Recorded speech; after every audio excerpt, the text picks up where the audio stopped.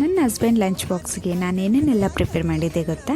Hi, welcome back to S family. ಎಲ್ಲರೂ ಹೇಗಿದ್ದೀರಾ? ನಾನು ಸಹ ತುಂಬ ಚೆನ್ನಾಗಿದ್ದೀನಿ. ಫಸ್ಟ್ ಡೇಗೆ ಬರೋದಾದರೆ ನಾನು ರೊಟ್ಟಿ ಮತ್ತು ಅದರ ಜೊತೆ ಮೆಂತ್ಯ ಸೊಪ್ಪಿನ ಪಲ್ಯ ಮಾಡಿದ್ದೆ. ಓಕೆ, ಮೆಂತ್ಯ ಸೊಪ್ಪಲ್ಲಿ ತುಂಬ ಐರನ್ ಮತ್ತು ಕ್ಯಾಲ್ಶಿಯಂ ಇರೋದ್ರಿಂದ ಇದು ಎಲ್ಲದಕ್ಕೂ ಒಳ್ಳೆಯದಲ್ವಾ. ಸೊ ನಾನು ಇದನ್ನೇ ಫಸ್ಟ್ ಡೇ ಮಾಡಿದ್ದೆ.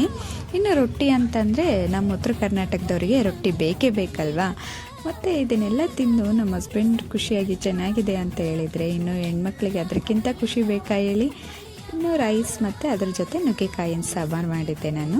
ನೆಕ್ಸ್ಟ್ ಡೇಗೆ ಬರೋದಾದರೆ ಚಪಾತಿ, ಅದ್ರ ಜೊತೆ ಬೀಟ್ರೂಟ್ ಪಲ್ಯ ಮಾಡಿದ್ದೆ.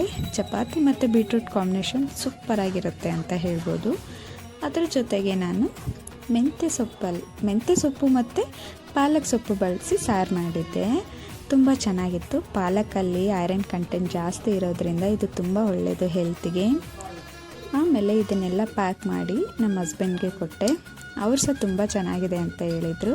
Thanks for watching. ಬಾಯ್.